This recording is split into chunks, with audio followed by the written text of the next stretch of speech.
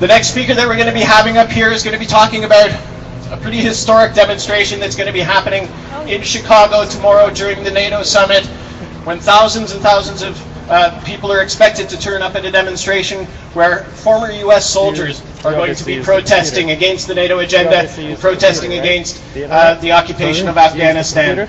So without any further ado, I'm going to hand it over to Chris Vassey, who's a U.S. war resister who is stationed here in Canada. Chris. Hi, everybody. Oh, okay. Long ago, I was once known as U.S. Army Sergeant Christopher Vassey. I served 15 months in Afghanistan from 2007 into 2008. During my missing year, I was part of extreme missions, 30 to 40 days on end, seek and destroy, uncovering the enemy by building a temporary presence in local villages. Every so often we would receive fire only to return it, and other times we would do what we called recon by fire, firing randomly into areas to see if people were there. I'm ashamed to say we would call it come out wherever you are. Our presence in most areas was for 30 days or so before there was a new mission to take part in. We stayed in an area long enough to stir it up and cause tension, and then we eventually left. We had the ability to always cry foul or claim we were scared for our lives, even when men would shoot at cars out of fear, or when rounds would land in the wrong houses or the wrong areas and kill innocent people. I found a situation where both the occupier and the occupied cannot justify the foreign presence and NATO presence there. With each battle, attack, or screw-up, we saw more reasons for the U.S. and NATO to get mad about being forced into an action, and our anger showed itself in its worst forms during our retaliation periods. What I found was a war that was guaranteed to do only one thing: escalate. Each year we rile up more and more people with the unlimited resources of bullets, armor, Humvees, and bombs, along with Dairy Queen, Tim Hortons, and Subway restaurants, the largest air bases in Afghanistan. This war was clearly all about money and sustainment. There's too much money to be made. That's why it hasn't ended yet. I cannot tell you all how many bags of rice, beans, clothing, cases of water, etc. were not handed out to the local people unless we screwed up. So why NATO? Why turn in our medals? Because Americans, Canadians, British, French, German, Polish, and all other NATO countries involved, the civilians in these countries are sick of it. They want it to end. These leaders of state that are also part of NATO care not about their own constituents to allow this to continue happening. Tomorrow, my brothers and sisters from Iraq vets against the war, Afghan vets against the war, and Vietnam vets against the war are going to be turning in their medals back to the NATO generals who issued them. For 11 years now, we've spent well over $300 million per day on these wars, while the situation deteriorates and our people at home suffer. We have people starving in our own countries while we waste our funds foolishly continuing these occupations. An Iraq vet named Stephen Aitchison, who will be there tomorrow handing in his medals, had this to say: I feel like this is really just a good way for me, not just to clear my conscience, but to make a step in the direction of healing and reconciling with the Afghan and Iraqi people, and to let them know that we're standing by their side and not with NATO. We don't agree with these policies.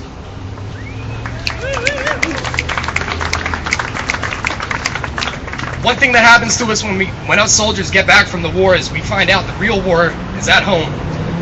When we return to society, when guys get caught up in drugs and alcohol, depression, PTSD, we receive no or little help from the Veteran Affairs Office. A lot of us are misdiagnosed and given the wrong medications that actually cause suicidal tendencies in the patients that are taking them. They're misdiagnosing us.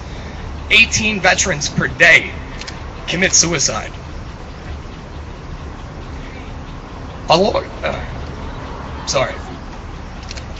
with IBAW will be a mother named Mary Kirkland, who she doesn't have medals to turn in for her son. All she has is a picture to give back. After his first deployment, his mother said that he was withdrawn and on edge constantly. He confessed to taking part in what he called a murder. He was placed on psychotropic drugs and sent back again to Iraq sometime later. He tried to take his own life twice and was still placed on low to moderate risk.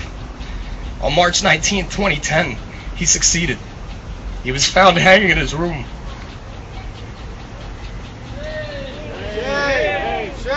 More soldiers die under their own hand than they are in combat. 1 in every 4 homeless men in the States is a veteran. Hundreds of thousands of innocent Iraqis and Afghans have lost their lives without so much as a peep of remorse from NATO. And this is why we protest. Standing with IVAW will be VVAW, who also did a similar action in 1971. Barry Romo, a lieutenant who was at that event in 1971, had this to say: "Wives left husbands. Parents said, those medals were something you should give to your grandkids. But the level of death was too much for us to deal with. And we said, if it's a question of medals versus lives, then there is no question." VVAW will represent a few of us currently AWOL in Canada, those of us members of the War Resisters Support Campaign. Since 2004, American soldiers have been coming up to seek refuge in Canada, refusing to fight in Afghanistan or Iraq, many of them who already have previous combat tours, so they know the illegality of these conflicts. And VVAW will be representing a few of us that are up here.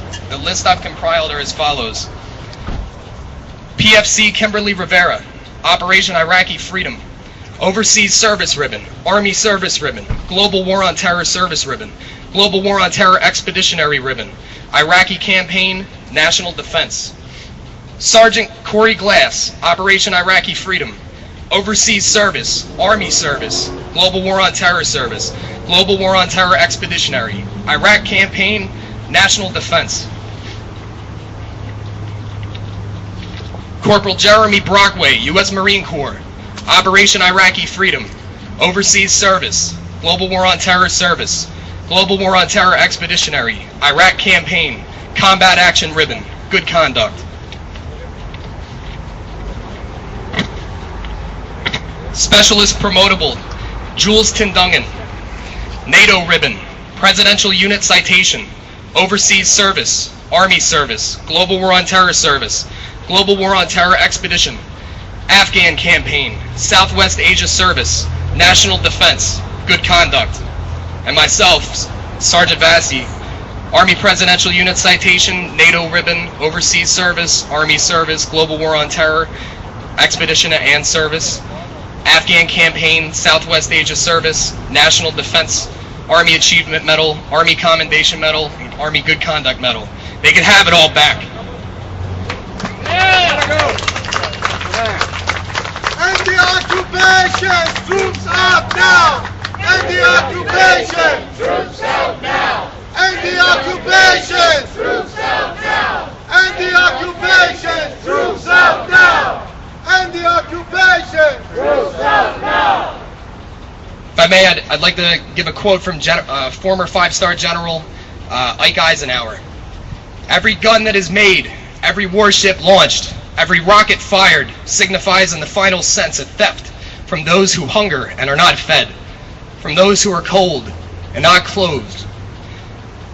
My brothers and sisters that are turning in our medals tomorrow, we're doing it as an act of healing for ourselves, but for all the innocent people we've killed, for all the enemies we've killed, for all the soldiers on our side that have died. We need to put a stop to it. I'd like to give the names of a few men I can never forget. Sergeant First Class Rocky Herrera, Sergeant Corey Clark, Sergeant Bryce Howard, PFC Jordan Good, Sergeant Zachary Talir, and Sergeant Tyler Juden, all of whom were killed in action in Afghanistan, and I'll never forget them. So this is for you guys. End these wars!